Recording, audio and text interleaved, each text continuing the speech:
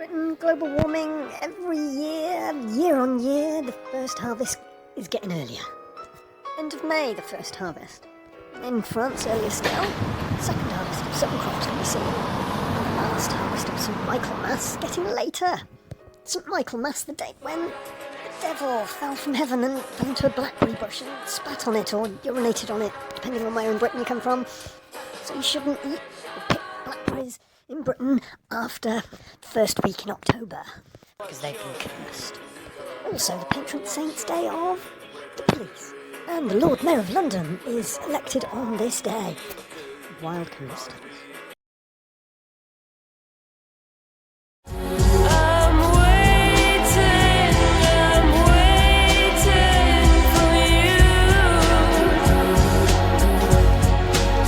French milk is colour-coded different to British milk. The red one is their full-fat version.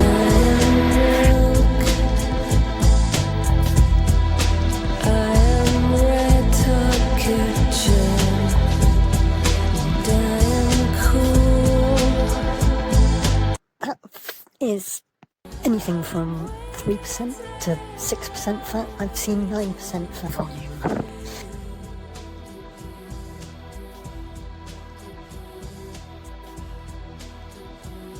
Now it is starting to sound a little bit like I'm talking about wine, an alcohol content by volume, but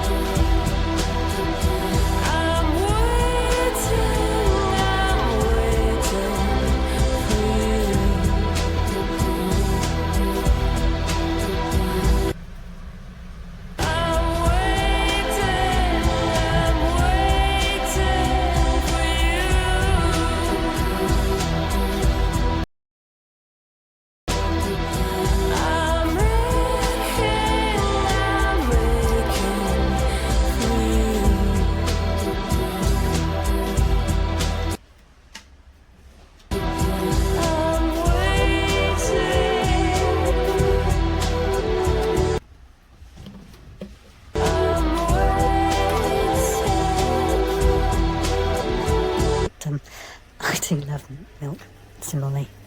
You could almost call it an addiction. I drink several litres per day, but that fills me up. That's my meal, and it hydrates me as well. It's portable, and now, here with this machine, it's accessible.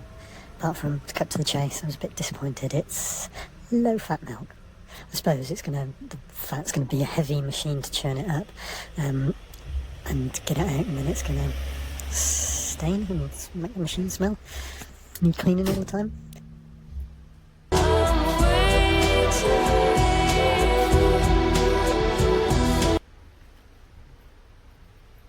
But a milk dispenser, something to put in your tea and coffee, brilliant idea. It should be everywhere. You've obviously seen those pizza machines. Wow! Cool as the deep blue ocean. And there are, throughout France actually, dairy dispensers where you can go and buy cheese in the middle of the night if you really need it.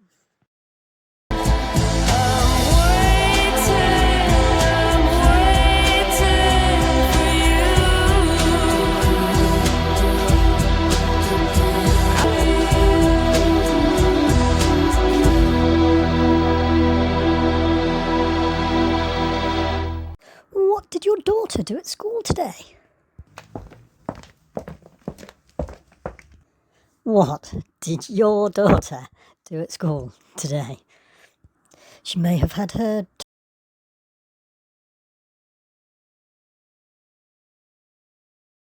What did your daughter do at school today? What did your daughter do at school today? She may have had her turn to read to class.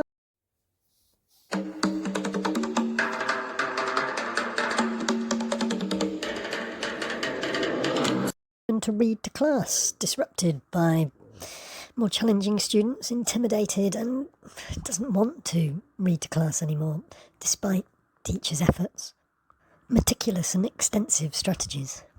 She might have had her learning disrupted by one or more or several children in the classroom with baby bladder that their parents insist that there's no need for them to try and use the muscles to hold, and not need to go to the toilet every time the teacher needs to explain the learning to the whole class, or take the register, perhaps.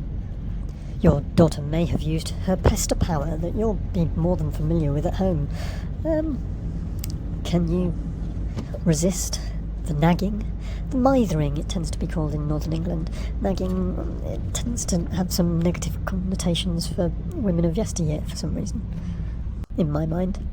She may have had her learning disrupted by one or a number of people in the class wanting to argue any subject at all, or no subject at all, with the teacher as they try and do the register and as they try and present what work needs doing at the start of the lesson to the whole class.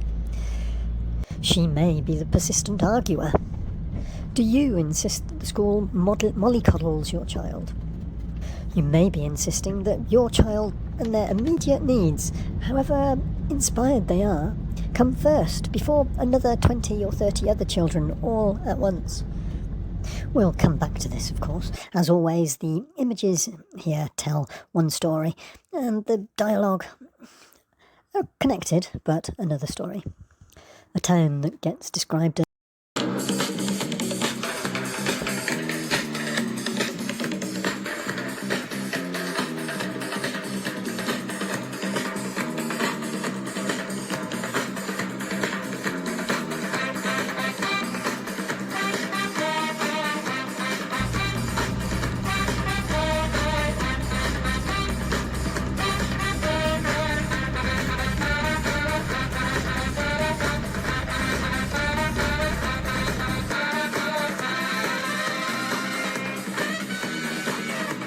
described as centre of the Cotswolds. Swing when you're winning, other and opposite when you're not. Brexit has brought about a real decline and vacation of real prestige properties that would never usually come about. Well, throughout the Cotswolds, really. Not to overstate it, but there's some picture postcard, world-famous Cotswold towns and villages that have got portfolios of properties in the same town up for sale.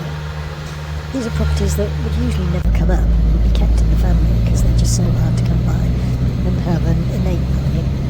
Often in more boom times, they'd be popular with the design workshops or the footballers' wives' hobby shop, not necessarily footballers' wives, but a rich, idle wife that wants a hobby that perhaps costs more than it brings in. And they want a beautiful location where they can attract in even richer, possibly more idle people than themselves, and have a lovely time.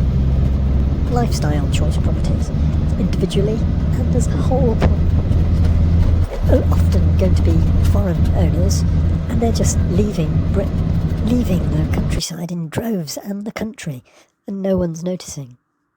A lot of signboards going up in town, a lot of charity shops in the high street. Accessibility to these properties are why people manufacture a slump. A slump isn't teleological from God. People gain from other people's misery and induce it. We can question First Testament economics, Zionists that are themselves anti-Semitic. We can try and blame Cambridge Analytica, but really, it's everyone that voted Brexit, and they didn't have the sense to see that they were being used. It's a race to the bottom, I tell you. Mollycoddling into the gutter, and that brings Brexit.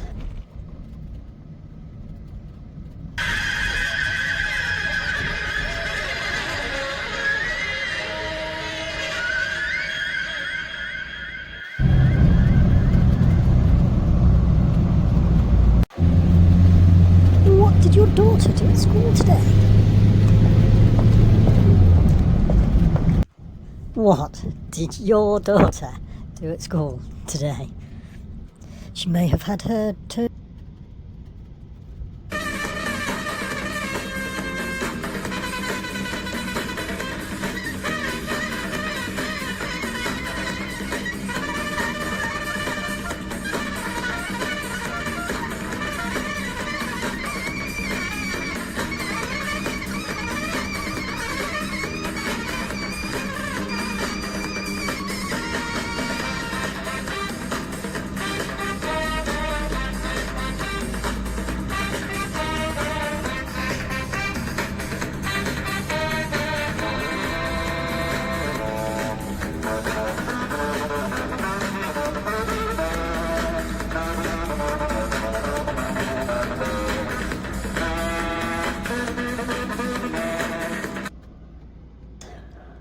This is since the introduction of timetable efficiencies, I think.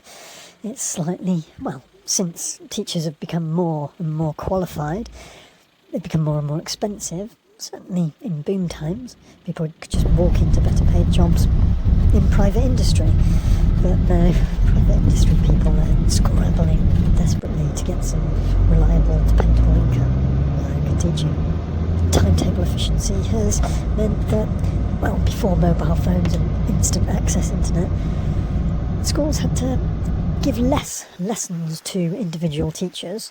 It gave them more headspace, but it also made them available for when other teachers were ill or something, couldn't make it into school. Whether it was their usual subject or not, all the children knew exactly where they stood with all the teachers. It didn't get as bad as primary, one teacher, one form group. But now with mobile phones and internet, supply teachers, cover teachers, they're instantly available. Call them and they'll be there half an hour later. You can shove them into a classroom with no cover work for them to present to the children and expect them to work miracles. Some of them can. And schools just will not support the supply teacher, the same as they do the regular teacher, even though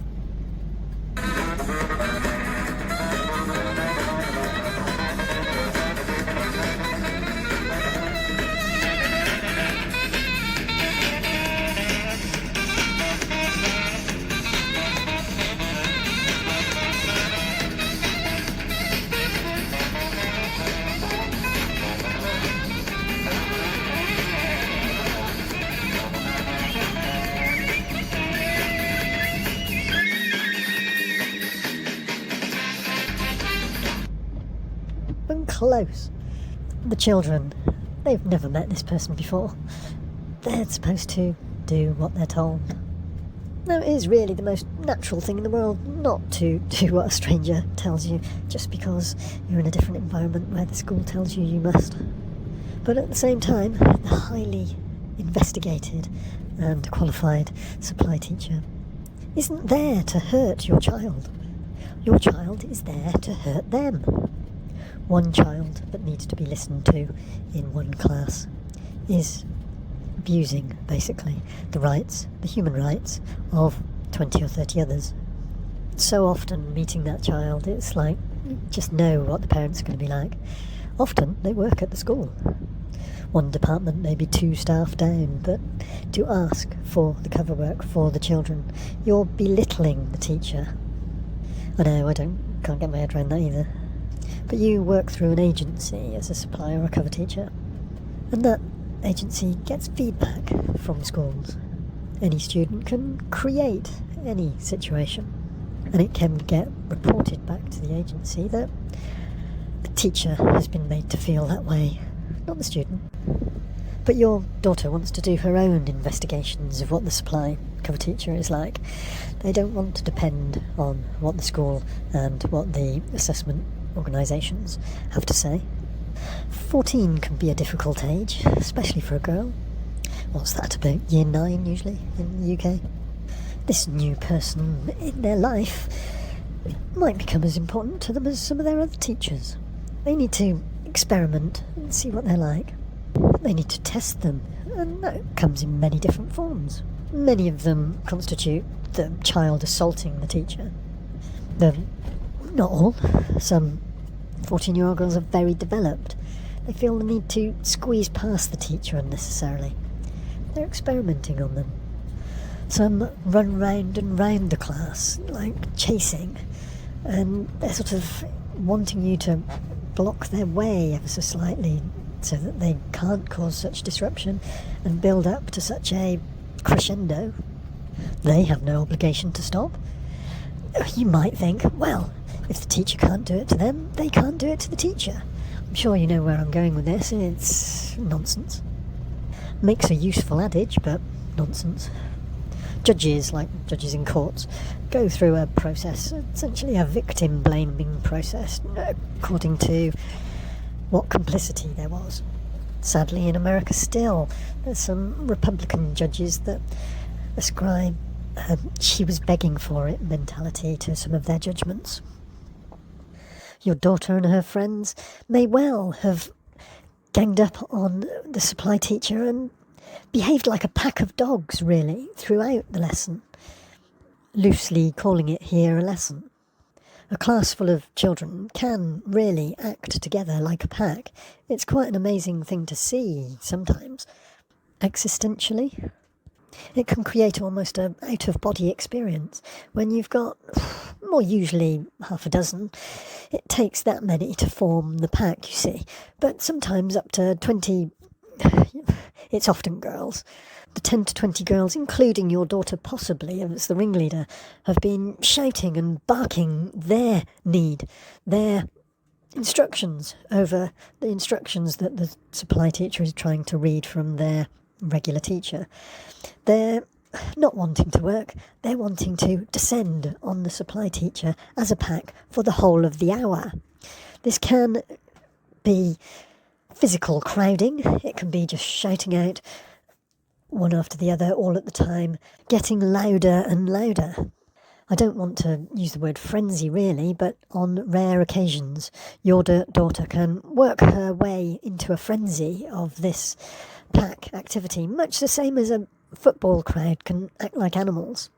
Now, you can't describe your daughters as a pack of dogs, but wolves might be more acceptable to the senior leadership team that you're trying to describe the problem to. While wolves does tend to describe ripping and tearing, and it's not really, it's more when the wolves crowd round, like in The Revenant, I think it is. No, there's a couple of films with it. The wolves crowd round and they're growling. They're stronger as a pack than the human. It's only a matter of time until he is their prey. Or she, there's a he in the film, you see. That's just one lesson, but of course if it's happened in one lesson, it gets spread as, great laugh, we were doing this. And it can be 3 lessons in a day that you account, and there's another 2 that might be almost as bad. There are, of course, some of the pack, and it's not always an exclusively female pack, don't get me wrong, that start to pity the prey a little bit, and they do recognise what's happening and their part in what's happening. And the group does get a little bit smaller over days and weeks. Now, the she-wolf of the female dog pack,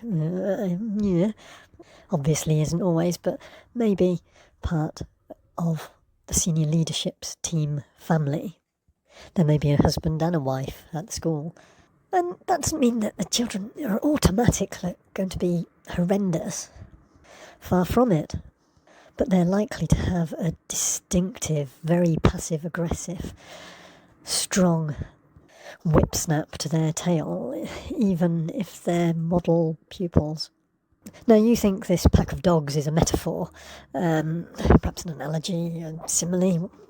It's far from an isolated incident when it's not.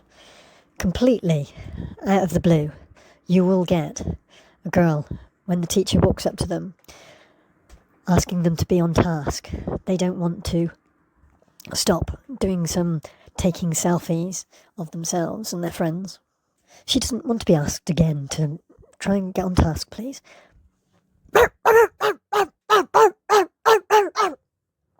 This is the girl barking at the teacher. Now, once one starts, the crazy behaviour starts to become the norm. And so, while it can be an isolated incident, there's certainly instances of more than 1, more than 3 14-year-old girls barking at one teacher, asking students to be on task and do the work that the school and their regular teacher has said, can result in the student perhaps thinking that, I don't know what they're thinking quite honestly, thinking that the teacher is expecting them to perform like seals, I don't know, expecting them to jump to it after being asked half a dozen or a dozen times, create some instant history of having gone through getting to know the person, and they're not just a stranger in front of you barking orders to get on task, even closer to whimpering pleases to get on task. Your daughter today was on her knees on the classroom, walking around on all fours, barking And the teacher's stepping away from the crazy behaviour, obviously. She's barking at another student that's supposed to be outside, but they're doing a circuit, and in, do a circuit, out again. She's trying to bark at the service of the teacher, I think, trying to get the student to be outside where they've been put outside to wait for the senior leadership team to come and collect them. Member, not team. Only takes one. Because the senior leadership have a threat. They threaten. They have a useful mechanism that they can employ without questioning. Now, you might think that your daughter is a little bit embarrassed about this behaviour, but it marks her out. When the senior leadership arrive for the other child that's waiting for them, that it's taken 10 minutes to get on an email and have them called, when the senior leadership person arrives, supply teacher says, you have to explain why you think certain students should be removed. Do you remember what were you doing? Running round and round. How many times did you? About 3.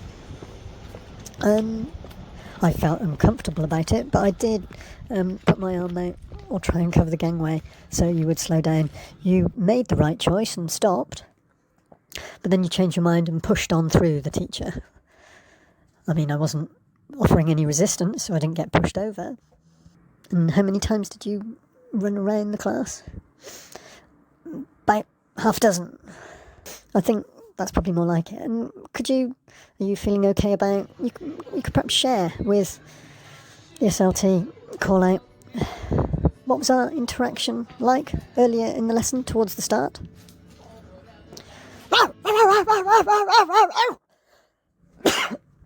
The student has no shame at all in recreating the barking. This is your daughter. Can you believe it's your daughter? It is your daughter. This is what your daughter is like. The classroom, it's a safe environment. Apart from those, the parents aren't going to complain. The senior leadership's husband and wife's problem child, shall we call them, is intimidating and bullying and restricting the learning of the most needy in the classroom, whose parents aren't going to complain. This isn't a metropolitan place by any stretch of the imagination. It's a countryside area, and everyone knows everyone, and they know their social status. To senior leadership in a family money house, they've got money. This is interesting to some of the girls that don't come from money. They can befriend someone, they can identify someone, they might have the same unusual coloured hair, or spend a lot of time in the reflection room. Have a shared sense of play. Now, you would think that this same unusual coloured hair boy and girl seem inseparable in their sense of play. It can be necessary. There isn't always 2 doors to put them outside. You can put them either side of the door. Some schools you can't even put them outside. You want to be moving them around the room. You don't know who they do. You have some sense, but it is really only a sense who they get on with, who they don't get on with, who you can put them next to, who it really is a mistake. You have a seating plan. It's obviously printed out, so there's no chance of reading it or recognising the photos, because then the department would have to hold the detentions. But for the girl to have access, potentially in the future, to something more than friendship and access to the family money, or just be invited along to nicer occasions, she's going to show off to this same unusual coloured hair child. But most of all, she wants to experiment on the teacher, the adult in the classroom. See what she does and how they react or don't react at all. It's boring teaching. Your daughter today, on the power pole that goes from floor to ceiling, that carries the electricity for the sockets, pole dancing for quite an extended period in the middle of the lesson. I think it was geography. Was it geography? Did look a little bit like a science lesson. But for 5 minutes and intermittently for 30 seconds at a time, teach are trying best to just pretend they haven't noticed. Pole dancing. It's one girl's pole dancing lessons to the others. I mean, I dread to think what sort of eyeful the kicking the leg up in the wisp of her skirt was given to the poor people that were giving her any attention. Sometimes it's just best to give people no attention. Now, on some other ruse, she gets put out the door. I know, it sounds like putting your dog out for a weed, doesn't it, at night? Where in the corridor, she's bending over and then turning around flat of her back against the wall, and rhythmic movements of her arms above her head and her legs out and wide, caressing the back wall. Just stay there and calm down for a bit and get bored, and I'll come and speak to you in a minute. Your nice, privileged, small town school, your daughter is either barking like a dog or pole dancing to impress the new fresh meat in school. Who would be impressed with such amateur dramatics?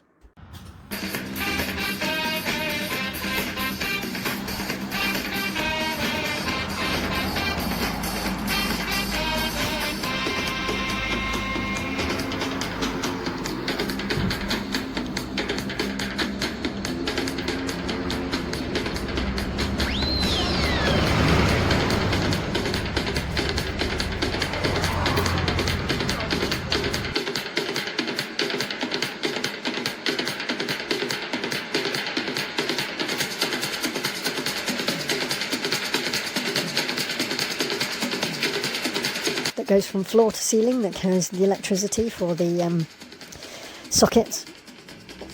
Pole dancing for quite an extended period in the middle of the lesson. I think it was geography. Was it geography? Did look a little bit like a science lesson. But for 5 minutes and intermittently for 30 seconds at a time, teach are trying best to just pretend they haven't noticed. Pole dancing. It's one girl's pole dancing lessons to the others. I mean, I dread to think what sort of eyeful the kicking the leg up in the wisp of her skirt was given to the poor people that were giving her any attention. Sometimes it's just best to give people no attention. Now, on some other ruse, she gets put out the door. I know, it sounds like putting your dog out for a weed, doesn't it, at night? Where in the corridor, she's bending over and then turning around flat of her back against the wall, and rhythmic movements of her arms above her head and her legs out and wide, caressing the back wall. Just stay there and calm down for a bit and get bored, and I'll come and speak to you in a minute. Your nice, privileged, small town school, your daughter is either barking like a dog or pole dancing to impress the new fresh meat in school. Who would be impressed with such amateur dramatics?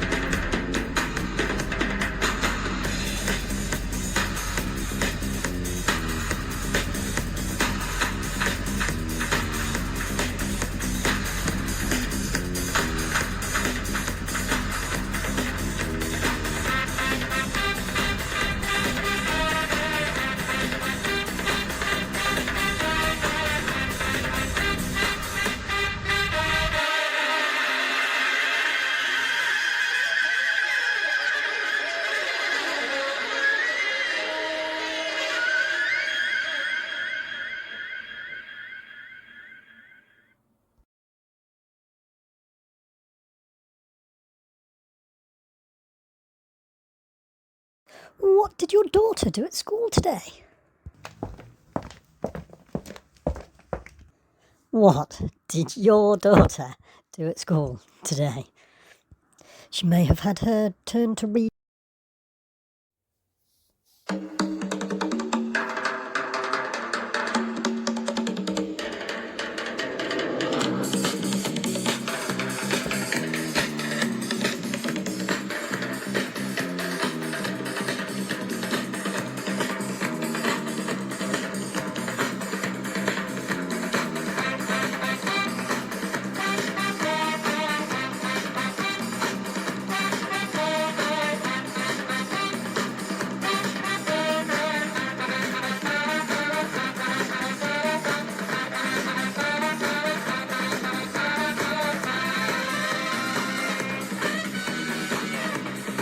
What did your daughter do at school today?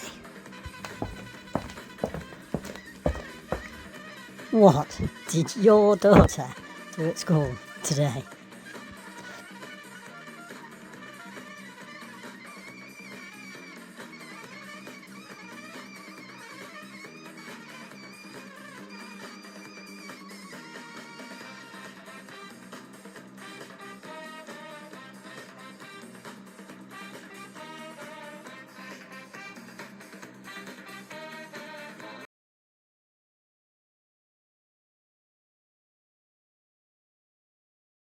Is a Jewish opposition to the financial, legal and medical bullying of any critic of apartheid, genocide, anti-Zionist.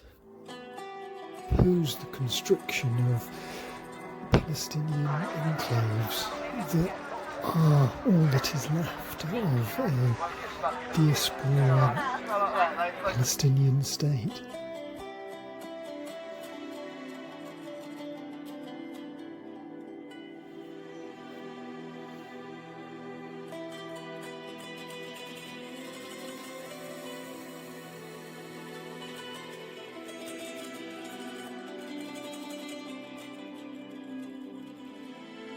Like the use of the N-word and the use of the anti-Semitic, marks you as against both the Arab and the Jewish people, and so marks you as a Zionist. Expunged. Sounds nice. To me, it's the Birmingham Six get released from prison and the British government has to, so they're not being iced of some kind, they have to wipe everyone's criminal records every 10 years. I did look up the antonyms of expunged. They're much nicer words. Expunged gets associated with annihilation. Remove something unwanted or unpleasant, rather than forge or restore. But can a person or a group expunge themselves of sympathy? It's still difficult for... You still see on television how Klux and other German industries war profiteered and have stuck with it. Some much worse than others. Much of American industry war profiteers again. For a generation, Germany was sort of expunged of sympathy. But this current affairs that has taken me away from taking the grit out of the little chute at the bottom of the washing machine. I'm really starting to ask myself if a group of people can expunge themselves of sympathy. The tenuous link here is contemporary accounts of the First World War, considered literary, published accounts rather than emotive newspaper reports, but not a whole lot different as it's happening. I'm tempted to link a third thing, but I don't really have a third media to present it with. The people power revolution of a country that you'll either know or you won't know in the 1960s, and it boiling down to simply overthrowing a dictator, and then who owns the land on what you're living on, who do you pay rent to or not, so no one pays any rent in this particular country. Guess where? You probably won't. It's just a step between the First World War and current affairs, and they didn't send any cute Johnny Foreigner troops that helped us out super. They fared quite well in the conflict. But the people power revolution used Radio Veritas as the mobilising of the fairly illiterate population. The First World War, they were a fairly illiterate population, but it was peer pressure and mass media and coming round to your house type pressure. Now, the current affairs, there is a lot of peer pressure from social media, manipulated voting, but mainly blatant propaganda from the youngest age, cradle to the grave propaganda. How much complicity does the population have if they don't see anything else? Americans find it difficult to live in Israel. I hope how most people in the world know how America was colonised, I suppose.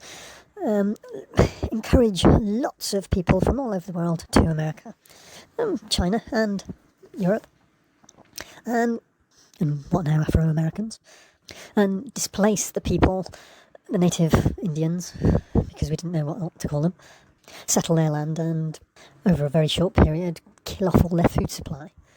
Fight them with overwhelming firepower, machine guns against bows and arrows, and then put them in reservations like open plan prisons that you're not allowed to leave. Tighten these reservations into walled prisons. Now, I'm talking about the Wild West, but I'm also talking about the state of Israel and the state of Lebanon. Now, you might have seen in the news a few years ago how there was an explosion at a Beirut port. France President turned up and said, "I know you're our ex-colony, but we're going to support you in your time of need." And the news in France showed lots of cheering for Papa, basically. It's better to have help than not have help when you need it. But so patronising. You have to wonder whether it was actually an accident. Things were intensifying then, but when the world's gaze is on Ukraine, and no one's really paying attention to what's going on in the West Bank and Gaza and Israel, now's the time to tighten the walls, and they did. Jerusalem is a complex issue, but there's a Lebanese part. Lebanese is supposed to be ex-Jordan, but they're a mature people, and they can fight their own battles, we hope. Anywhere you live, you may be familiar with reading in the news how the local politicians, they've been in a little while and they've redrawn the boundaries, the voting constituencies, so they'll always get elected now, they've got a greater majority. Well, a bit like that, the Israelis around the Lebanese part of Jerusalem just built another wall, or moved a wall, so that what was a 80-20, excuse me if I'm wrong, Lebanese dominated, they've built a wall so now it's 60% Israeli. Of course, this went largely unreported. So a big chunk of sacred to both sides Jerusalem can now vote to be part of a different state. Northern Ireland, I'll bring back in again. Through higher birth rates on the Catholic side, the Protestants are going to eventually lose Northern Ireland. Home rule, a huge thing for the most right-wing parts of the British government. They don't want to lose it, so they use Cambridge Analytica to skew election results. And we end up with Brexit in the Wild West in Ireland. Now, I hold my hands up that I'm digressing a little bit. It's a very similar idea to Cambridge Analytica. Was used to fake Eurovision Song Contest results so that Israel won, and so they get appointed as the new host. They tried to use new host status for political gain and move all of the Arabs, that are obviously troublemakers, out of their host city that they'd chosen of Jerusalem. But rules of the Eurovision Song Contest were upheld, and they had to change it to Tel Aviv, and so there's no real advantage. But the wall remains. Now, there's a holy site. There's several holy sites, but the third most holy site for the Arab Palestinians, I'm rather reluctant to pronounce things wrong and offend someone. There's like a temple place, pretty much in the same complex, the Dome of the Rock, and this other one that a mob descended on. A mob of Israelis surrounded the third holiest site of Islam, and I'm forgetting to set up another thing. The state of Lebanon, recognised by the United Nations, is policed by Israelis. I know, it sounds a bit daft. The local Lebanese were stopped from entering the mosque by the Israeli police. The local Israelis were, the Jewish people forced themselves into the third holiest site of Islam, and I don't know what they did when they got in there, but rabbis don't allow Jewish people to enter the Muslim sites in case something non-Jewish friendly happens in there. It reflects badly on the nation of Israel. So Israel has been constricting the reservations into prisons and avoiding the links, allowing them to deal with their own water supplies and but at the same time restricting water supplies to the reservations, as I'm calling them, in connection to the Native American problem. Anyway, the attack from Hamas in a separate, not the West Bank, which is where Jerusalem is, a separate area on the coast. Hamas, different group from Hezbollah. All of these are historic power bases for the Arab Lebanese. Attack them and you attack us. Attack us and we attack you. That's the general idea of how the violence started against Israel. Now, when I was at school, teaching about Northern Ireland has changed since then, but Molly McGuinty's Cabbage Patch, that is like a denigration. The battle of the punch up at Molly McGuinty's Cabbage was the denigration of the Irish War of Independence, the first Irish War of Independence, in British history books. Now, Hamas, tiny little thing, in Gaza Strip, tiny little thing, in order to break through even the huge defences that Israel has around these military defences, not just the militarised police inside. It's really quite an accomplishment to get through those Israeli defences out of Gaza into Israel. Now, this is described by Israel as a rocket attack on a rave. Now, if you sign up for the military, whether it's conscripted or compulsory, you're not going to get a job as a teacher unless you do volunteer for the military, you're asking for it. I was going to put it at the start, actually, that this is coming from someone that thinks that religion is a fairly unhealthy state of psychological mind. Any military target is fair game, but civilian targets, you're out of order. You need to smart up your weapons. And Israel should have those smart weapons, because Americans not shy in selling them. Neither's France, for that matter, but I don't think the Lebanese can afford it anyway. Perhaps that's what blew up in that warehouse in the port. Perhaps America blew up a French export. I understand it's all a bit First Testament when it comes to invading a country, kidnapping some people and then using them as human shields, but Israel doesn't seem too concerned about their own citizens there. Prisoner swap, the Birmingham 6, came about because we needed an American-inspired solution to Northern Ireland during the Troubles. It doesn't matter whether they're innocent or guilty. Now, in civilised, first world remote type analysis, it's easy to be sympathetic towards the who think they're the underdog. It would be selfish of me to find a love for Lebanese food when I lived in London, and then hope that there's some refugees that are going to be able to move that food to other areas of Britain, subtly increase the sympathies for the whole nation of Lebanon. But overseas foreign workers from the country that I mentioned earlier but didn't support the NHS, they get the opportunity to be British citizens after only a few years, and they can express themselves in the free market economy, earning twice as much as a private nurse, subjected to the ebbs and flows of the private system, but fairly assured of the needs of the NHS, National Health Service. Humanitarianism in war, Médecins Sans Frontières, Joe Biden calming the situation, all these need praise, really, in volatile times.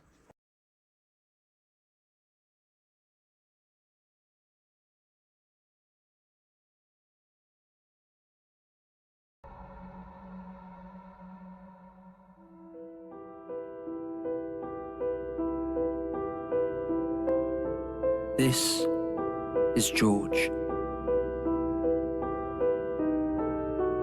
George worked in a big bank in the City of London. But one day, without warning, George's bank went bust. Luckily, the government rescued the bank and George kept his job. But the greedy government wanted something in return for their help. They demanded a higher tax on George's salary and bonus. For someone with a high-cost lifestyle like George, a shock like this can be devastating. Now George struggles to afford the rent on his riverside apartment in central London.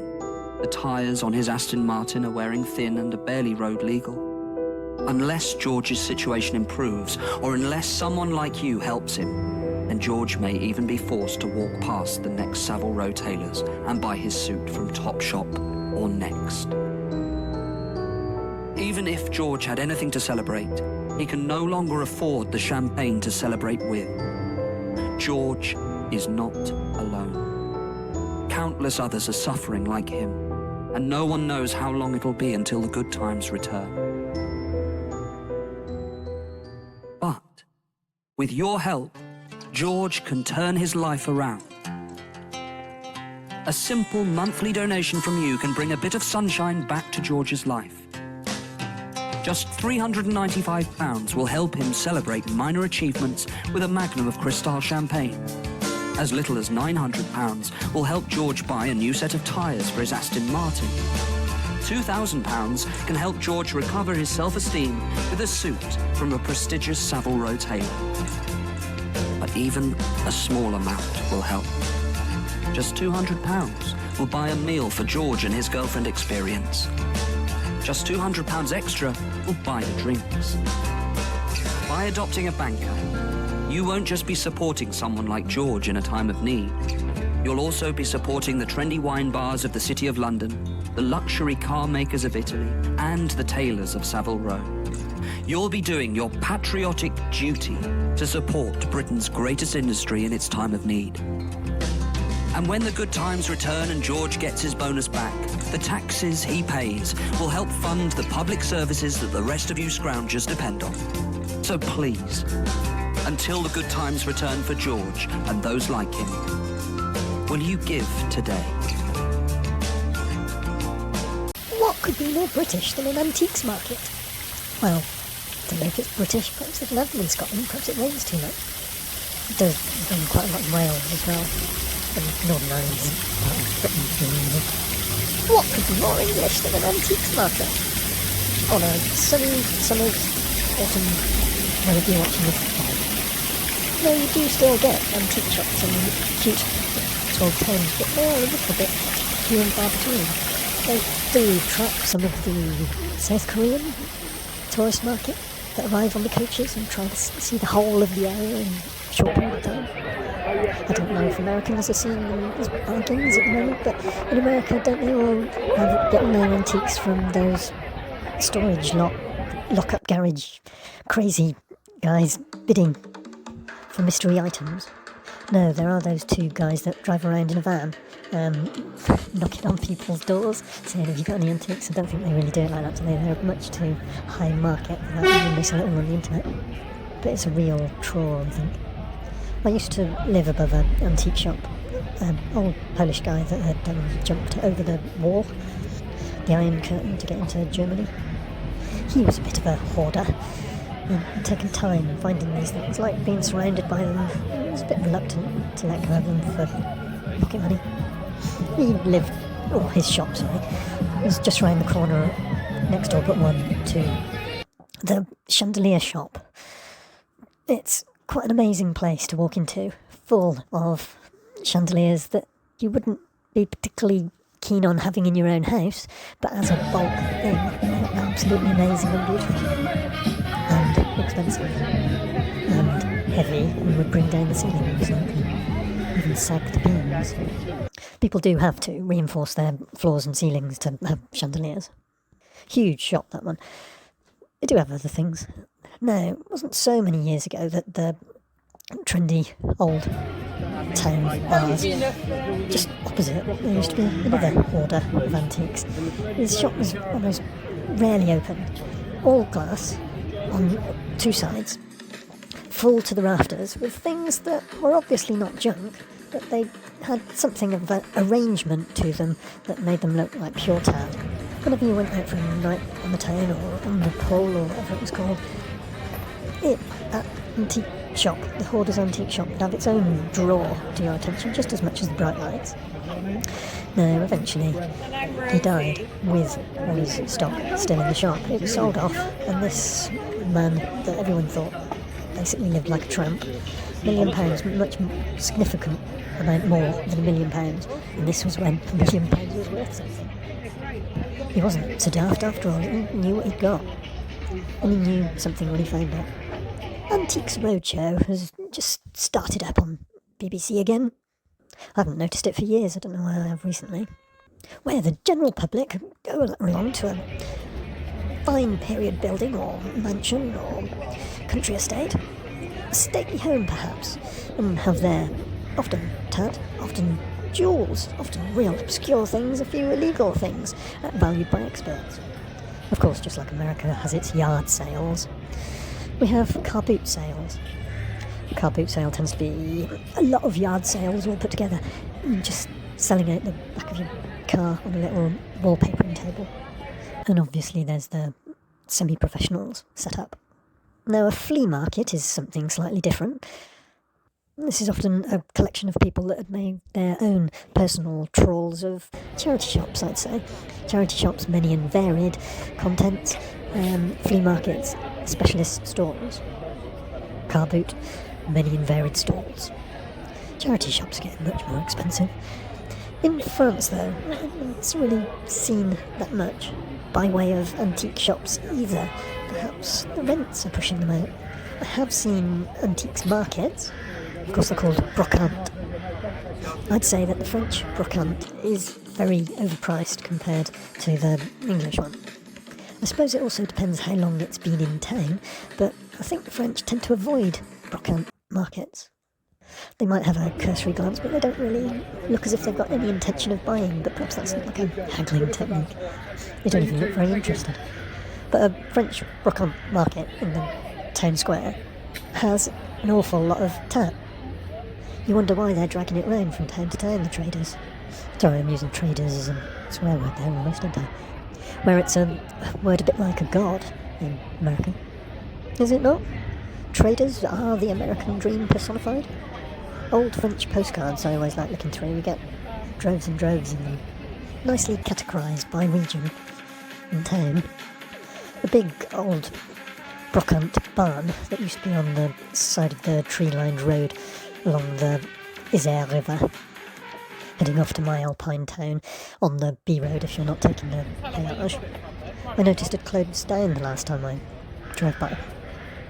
They used to have a sleigh, not an antique sleigh, but it was a reproduction sleigh, but I suppose you need that in an alpine antique shop.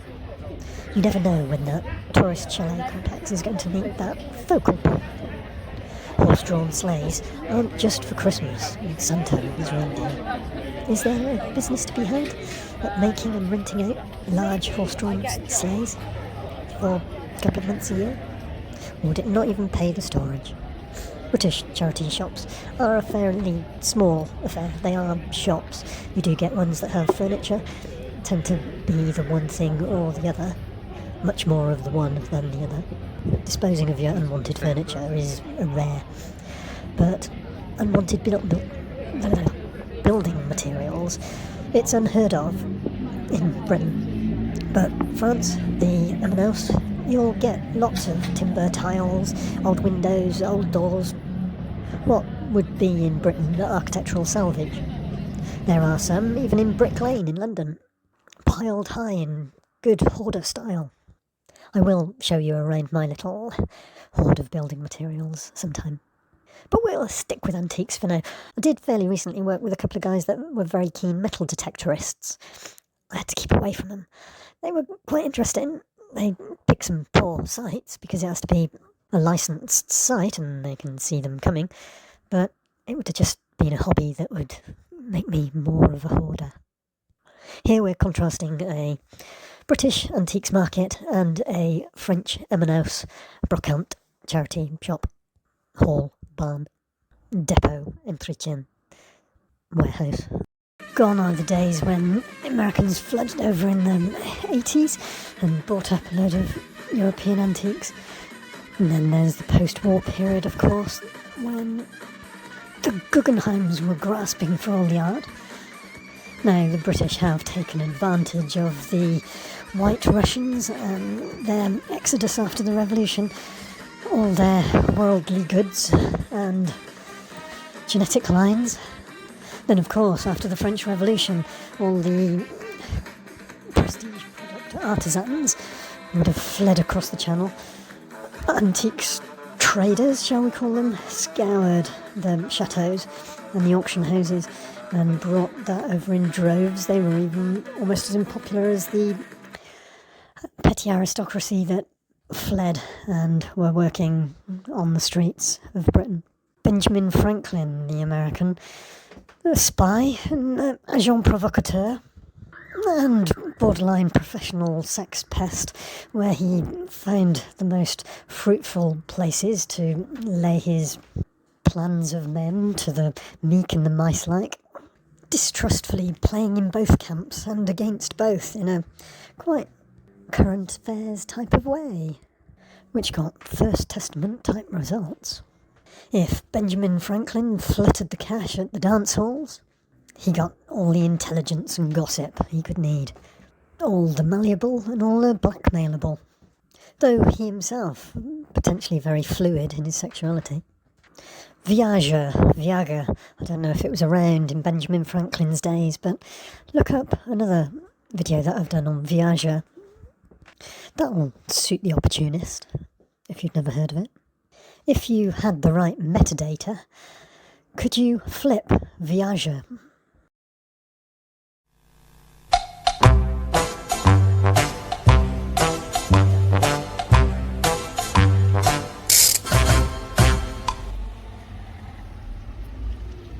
I stuttered as I spoke to the customs officer as he waved me to one side.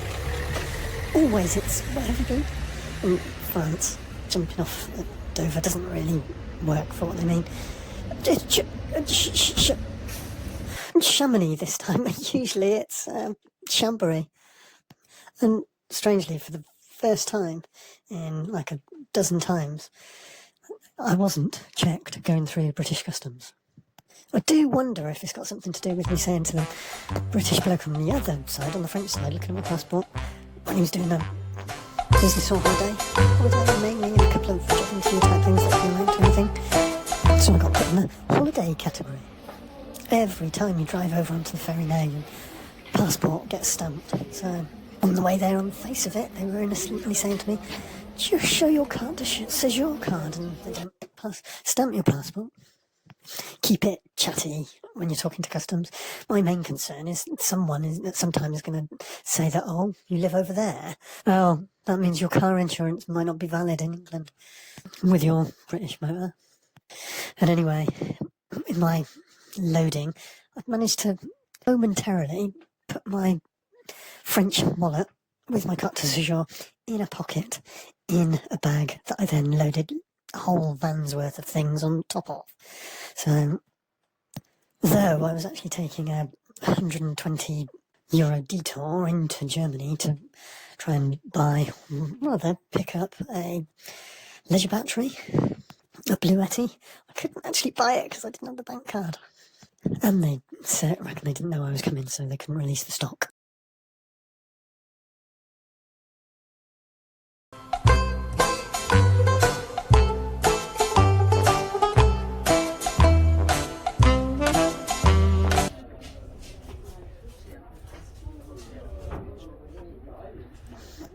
Now, stock is really the subject here.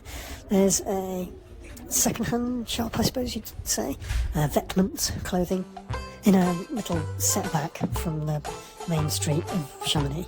There's this second-hand shop with all the big designers, all slotted into the racks, cheap by jowl, at halfway reasonable prices at the start of the season. Later in the season, I think their stock tends to thin out and the prices go up. They take a lot of donations, whether those donations do come straight to them, but there is a charity shop in a remote location in Chamonix, and I think they go routinely and have their inside person and get a lot of their stock from the Emmaus. You can search and find it, but it's not actually an Emmaus. In London, a lot of the second-hand stores down Portobello Road and what have you, they get their stock from trawling charity shops. It's always the richer areas that have the best stuff. Have you...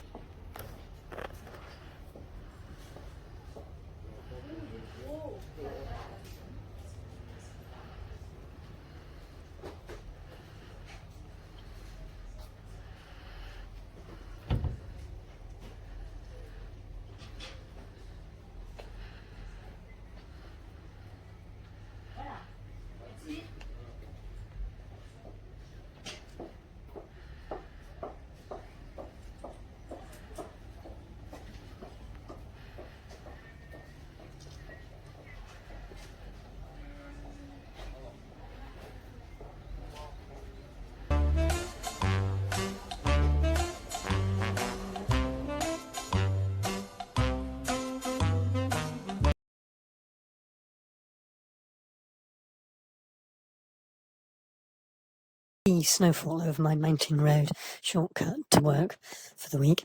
I went through Annecy on the flat road and took a detour to Chambly and visited one of the Emmaus Vêtements clothing shops that they have. Some Americans and Canadians. These two young women talking as if they were clearly disappointed with what they've found from going out of their way to the place, but trying to make the most of it and concerned that the prices weren't quite what they were hoping, I think. And then I went to the big one near Frontenac in Chambly. Now, I was going because a neighbour had told me they quite often have a stock of rustic cut wood boards, waney edged. They didn't have them that day, but they did have a lot of building products, I suppose you'd call loads and loads of tiling, like good quality marble tiles, an excellent selection of armoires, wardrobes, and everything under the sun when it comes to bric-a-brac. I think you have to get there quite early in the morning. There was a huge crowd, really, and quite a few British leaving as I was arriving. That crowd gets all the best stock first thing, I think. A bit like January sales, because there's an awful lot of awful clothes, all that's left later on. Emmaus always...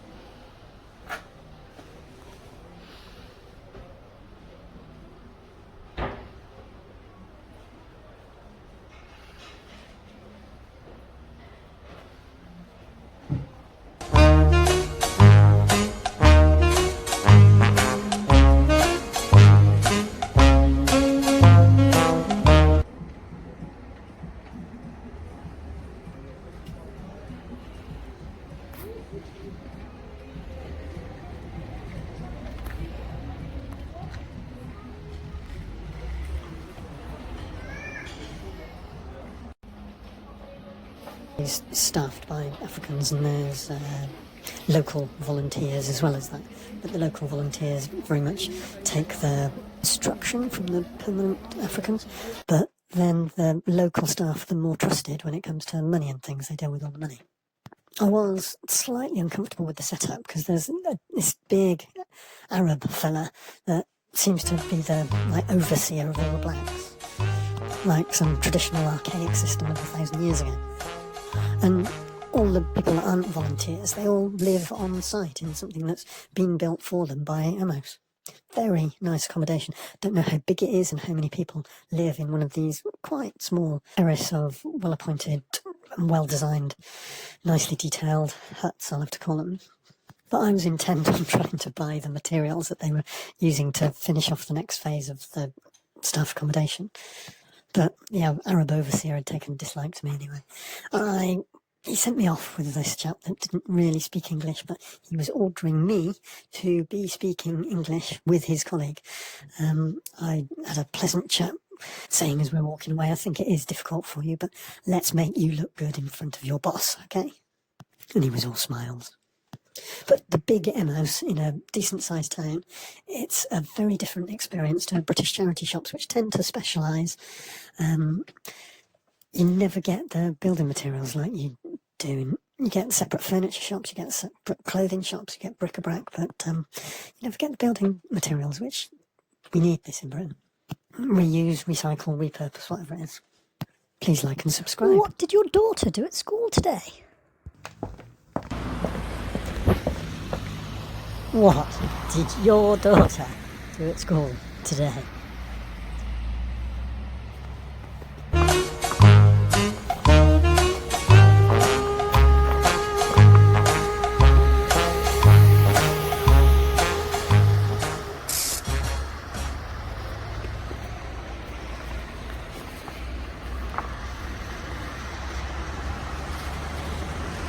At the Geneva Emmaus on the roundabout, there's a receptionist, I thought.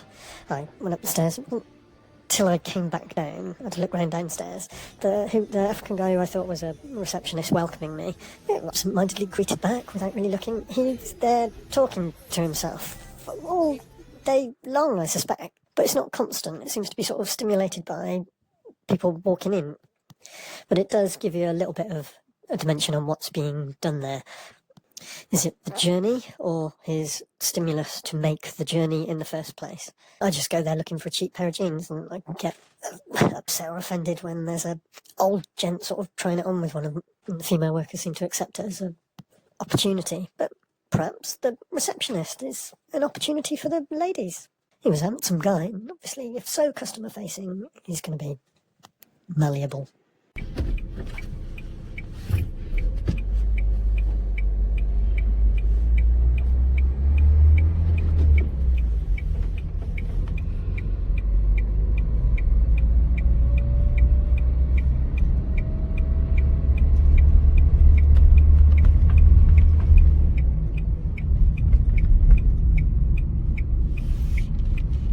Bruges, tourist centre in Belgium. A spicy kebab and a visit to the night shop. 18 and 20 euros they had it for. A litre of wine, Bordeaux. Same thing, French supermarket had for 2 euros a litre. 13.5%. It's not cooking wine, you have to cook off the alcohol and evaporate off. And you don't have to. A litre bottle, it's a bit of fun compared to a 750ml one. To drink around the campfire with who you carry a flame for. I can't actually say whether it was the kebab or the wine that was a little bit sharp tasting in combination and made me feel a bit queasy around the stomach area, sort of. A bit of a churning sensation. A bird in love.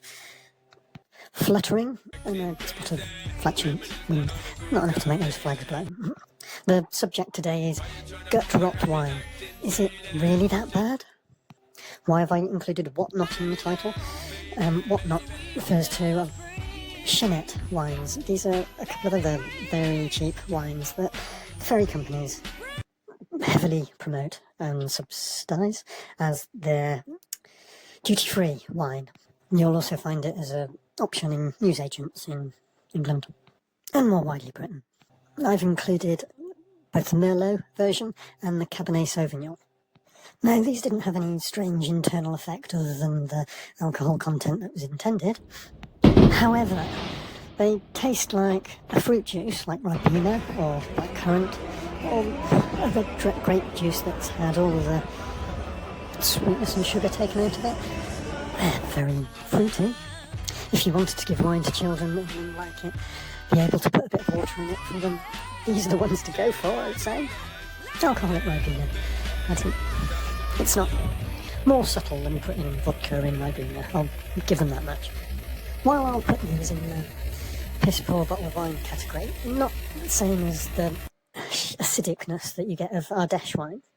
The saddest, worst thing about it, though, is that you really do feel on your ferry home that Brexit has all been so that some of these Chenet vineyards and South African vineyards can sell their wine because no one else is touching it. Brexiteers, bankers and South Africans all want us to look like these Giacometti statues drinking our wine in the park, I think. Making the poor poorer.